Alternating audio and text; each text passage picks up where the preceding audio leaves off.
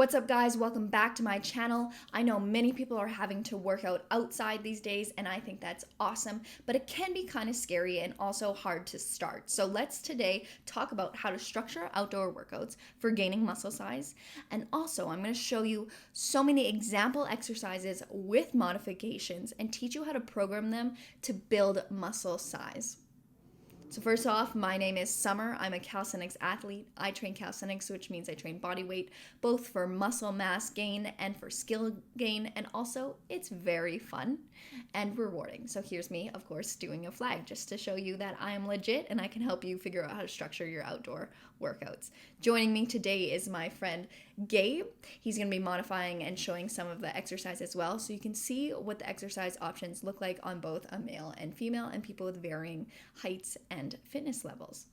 Here is a general workout format. So first, warm up to get the blood pumping, and then mobility. Mobility being focused on the areas of your body that you are going to be working out in the strength training portion of today. And then positional drills, followed by skill work. So this is sport specific, whatever skills you're working on, say handstands, breakdancing, or say sprinting starts. So that's sport specific skill work. And then the part that we want to get to, which is our strength training. I'm going to show you how to program that and a bunch of examples. So we are going to be doing hypertrophy training in order to gain muscle size. We're going to be doing 2 push exercises, 2 pull exercises, combining both vertical and horizontal pulling and pushing to create a balanced body. Hypertrophy training involves doing high repetitions with a minimum of 15 total reps per exercise. So here is an example routine. I do 10 minutes warming up my entire body, especially the areas of my body that are stiff, then 10 minutes of mobility focused on the joints that I will be loading during the workout, a couple minutes of positional drills, and then skill training, which for me tends to be handstands. It all depends on your goals. Next up to the bulk of our workout, which is our strength training portion. So you want to structure this so that your goal movement is first. So in this example, I put pull-ups first, so that's probably the thing that I'm going to be working on the most. I'm going to do 6 to 10 reps every minute on the minute for 10 minutes. And then I cycle through going to a push variation, another pull, and then another push, making sure that I'm doing both vertical and horizontal pulling. I will write out this example workout in the description box below. Please let me know if you give it a try. I've actually done this workout myself, and it is fantastic for making you feel like you've really trained those muscles. Following that, we are going to work out our core, followed by our cool down. In our cool down, we are going to be doing passive flexibility, but more importantly, we are going to be repaying the oxygen debt that we just accumulated through our workout. So we're going to bring our heart rate down, start taking in that oxygen so we can recover properly. Okay, now that you know the basic way to structure an outdoor workout, let's get into it. First component of the outdoor workout is warming up your body, getting the blood circulating. I'm sure you can come up with some ways to do that.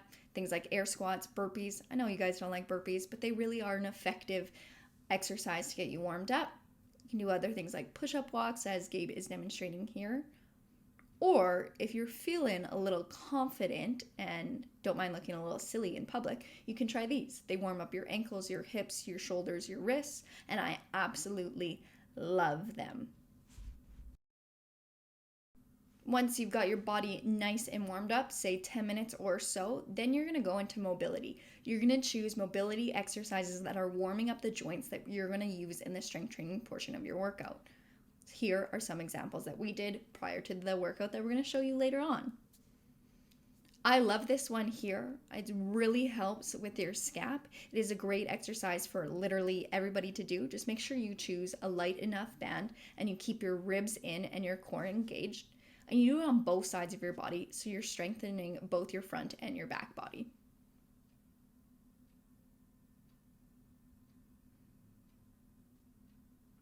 Here is another example. Take note of his grip. But basically, spend some time working on the joints that you're going to be using today. And areas that are stiff in your body and that you need to improve, make sure you work on mobility for those as well. The next segment of our workout is just doing a couple minutes of positional drills, such as a hollow body hold. Everybody could benefit from working on their hollow bodies. You might want to watch another YouTube video on how to do it specifically, but here I'm showing it. My lower back is touching the surface that I'm on.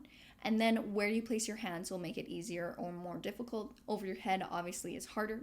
The easiest progression would be to actually put your knees all the way over your hips. Another positional drill is a plank, as Gabe is demonstrating here. He's still maintaining that nice hollow body position. Okay, now I'm just going to run through a ton of vertical push examples. There are just going to be all different modifications, some that are going to be easier or harder.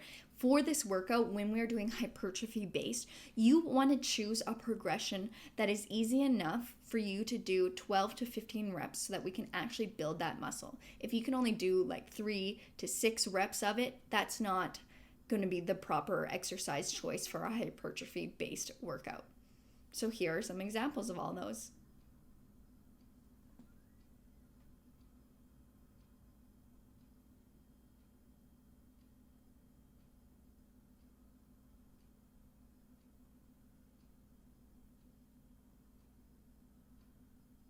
Straight bar dips are excellent. They're definitely more advanced. If you're already somebody who does dips, try doing some straight bar dips. And of course, if you can't do them, you can always do them assisted with your feet on the ground as shown earlier. Here's an extended range of motion dip.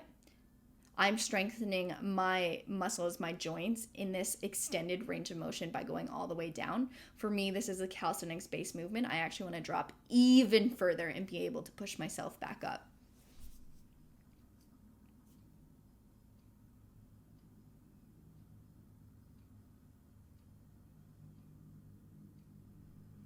For these skull crushers, I wanted to show both of us side by side because we do them a little bit differently. I do them with more of an extended range so that I'm strengthening my joint and my muscles at a longer point. So you can see my elbows go past the bar and Gabe's just go just under the bar. We are both maintaining protracted shoulders and keeping our core tight. And then here's Gabe being nuts.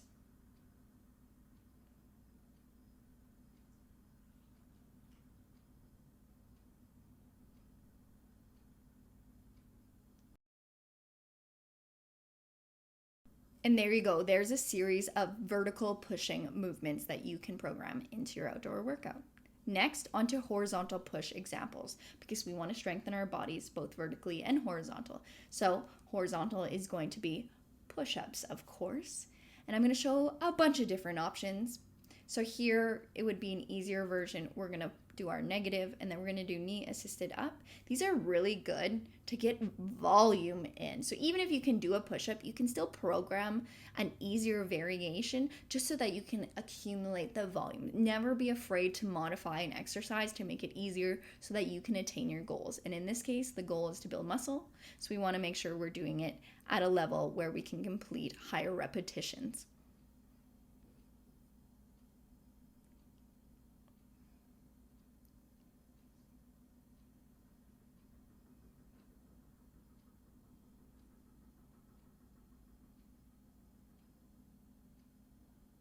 Here Gabe is demonstrating some excellent push-ups. I highly recommend that you videotape yourself from the side and make sure that you're maintaining a nice hollow body position. You're not arching too much. And we really want to think about bringing our chest down in between our hands, not our forehead. So we're not doing neck push-ups. We're doing proper push-ups. Chest would touch the ground first if you're choosing to go all the way down to the ground.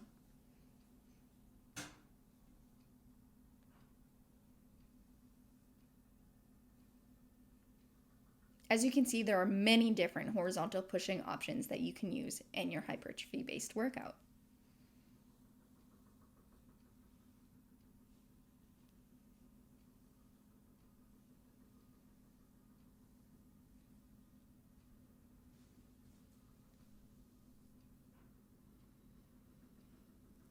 Again, here's another example of an extended range of motion push-up.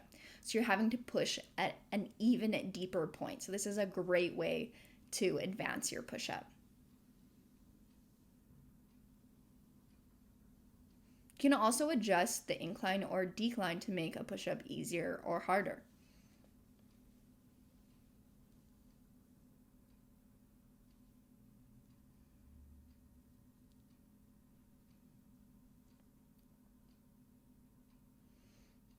Now what's happening here is that his shoulder is going over his wrist and he's maintaining that shoulder over the wrist. Try it for yourself. It really is very difficult. Of course, you can do it on your knees as well. Awesome. I think you have enough push examples. So now on to pull. I'm going to show you some horizontal pulling first. Now, not gonna lie, this is a little bit scary to get into at my calisthenics park, but it's what area worked best for me. For these rows, I really like to hold at the top to make sure I'm contracting evenly and engaging with the muscle.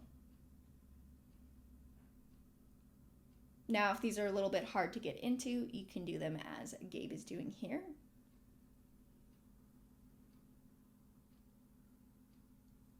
Then onto some active hangs. If you can't do pulls, at least do some active hangs so your ears are away from your shoulders.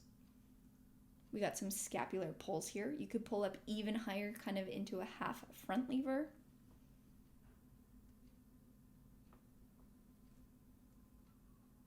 If you can't do a pull-up for the amount of time that we need to create hypertrophy and build muscle, try doing these feet-assisted concentrics. Really relying on your arms to pull you up more so than your feet. And then doing the reverse. So here you're going to lower down as slowly as you can. Of course, you can use your feet if you need to. Just focus on actually engaging your back, not relying on your feet too much. Make sure you're challenging yourself no matter what modification you are doing, even if it is feet or knee assisted. Challenge yourself. Of course, here's some regular chin-ups.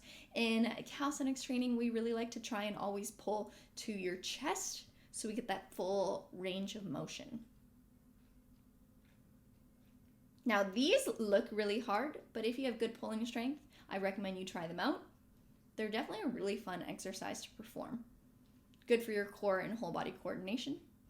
Now you should have enough exercise options to build yourself a successful outdoor workout. You might actually want to watch my YouTube video on how to progress in calisthenics. It's going to show you modifications to make an exercise easier or harder so that you can make any of these work for your current strength level.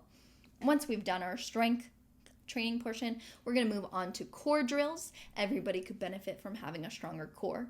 Here I'm demonstrating some core exercises on a P-bar. And for the purpose of today's exercise, I don't want your hips coming behind your shoulders. I want you using strength and control and mind-muscle connection to lift those knees. So don't let those hips swing. And it might be a tiny, tiny movement for you. And that is fine. We aren't about cheating ourselves. Just do a smaller movement. Regress the exercise so that you actually progress in the future and learn to control your body. So it's fine if you're not going as high as I am. Just know if you practice often, you will be able to do so. Now, if your wrist can't take the P-bar core, we can always move towards hanging core exercises. And again, we are working on strength today, so we are not swinging. We're not letting our hips come past our shoulders. And again, just modify this to work for your current skill level, current strength level. And don't be worried if you're not doing it the same as me. I've just probably practiced a little bit more than you if I have an exercise that you can't do. And so, of course, we're not swinging here. That's not the purpose of today's workout. And now, once you've done core, it is time to play or time to start your cool down, whatever is going to work for you. This is where I like to try like Instagram challenges and work on some of my skill-specific goals. Again, or just do some fun stuff like this core conditioning drill here, this nice body coordination. This is actually a really fun one. You should give it a go. It also makes you feel pretty cool. And then, of course, I hope you had fun. If you learned anything today, please leave a comment down below. And then go to your cool down. I have a follow along back bend video if you want to check that one out. And I have a couple other mobility workouts. But you really want to make sure that you cool down and you repay that oxygen debt that you just created. And also work towards some of your flexibility skills, whether that's your shoulders or your hips. just make sure you spend some time working on your mobility. We want to get more flexible as we age, not less, and the only way to do that is to work on it. I hope you learned a thing or two today. Let me know in the comments if you enjoyed this, and if you go try out working outside. It's actually a lot of fun, and it's nice to get some vitamin D in at the same time. Thank you guys for watching. Bye.